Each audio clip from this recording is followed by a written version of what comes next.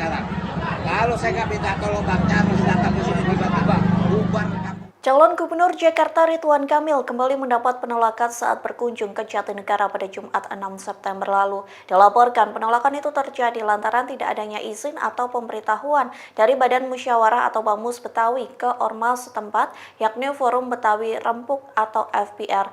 Melihat Ridwan Kamil ditolak untuk kedua kalinya, calon Wakil Gubernur Jakarta Rano Karno memberikan respons. Dikutip dari Tribunnews.com, respon itu disampaikan Rano Karno saat sosialisasi di Cengkareng pada Sabtu 7 September.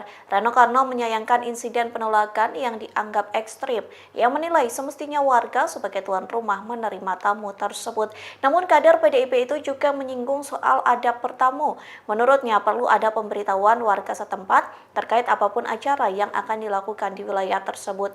Pria yang akrab disapa Bang Dul itu juga mengatakan pemberitahuan kepada warga setempat terkait kunjungan merupakan karakter masyarakat se-Indonesia.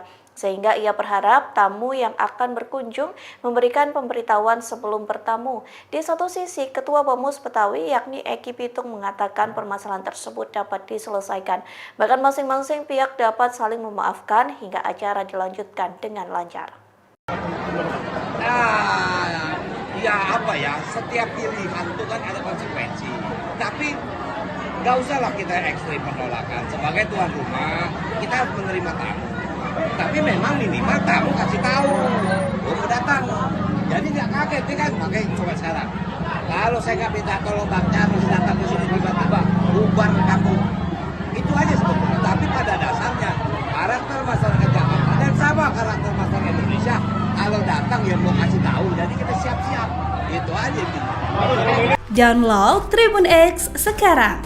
Menghadirkan lokal menjadi Indonesia.